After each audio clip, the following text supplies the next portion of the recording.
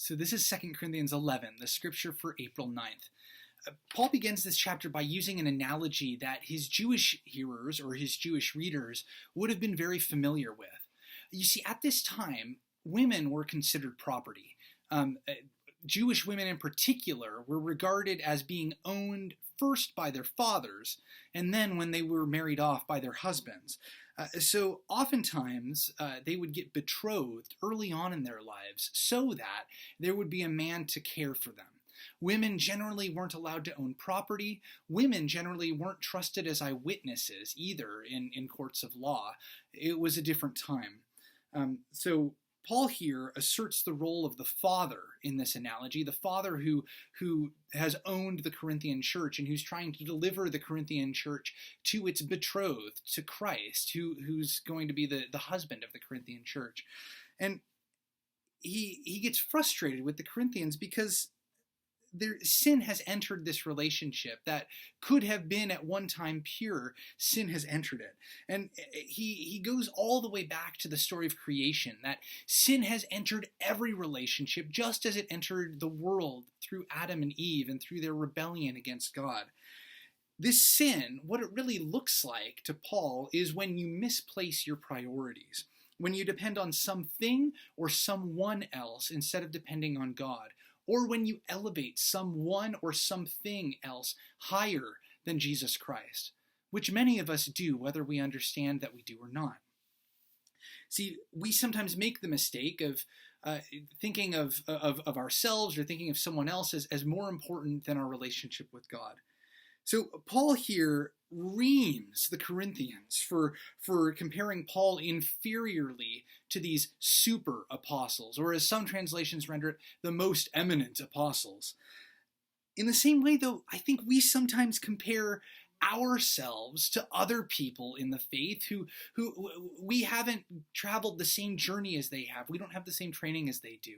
Or maybe we compare our own pastors to the pastors that we see on TV, or we compare the sermons that are given in the local church each Sunday to the sermons that we listen to from the mega church up the street or from the mega church that's streaming out of the largest city nearby.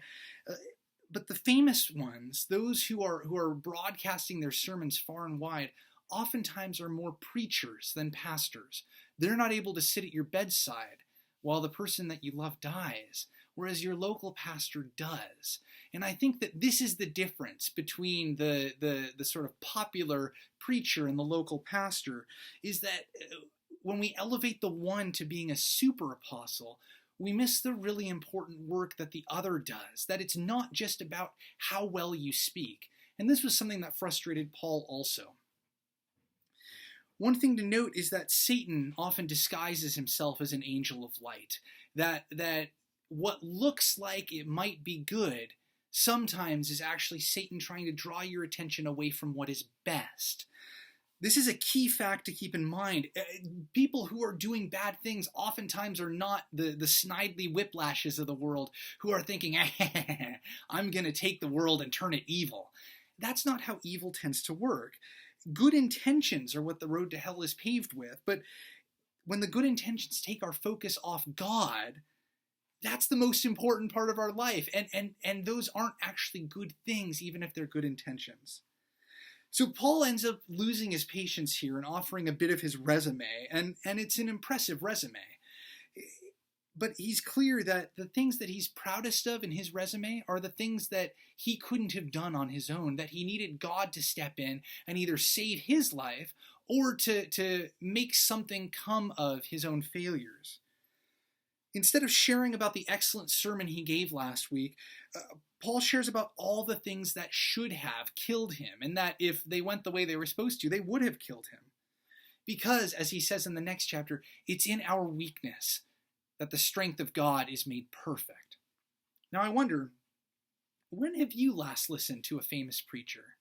And what did you learn from them that was something better that you weren't able to hear from your local pastor? Because sometimes famous preachers do a really good job of explaining the word, even if they aren't super apostles and you can't go to them for everything.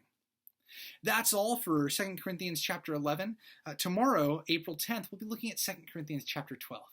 May God bless you in your reading of Scripture.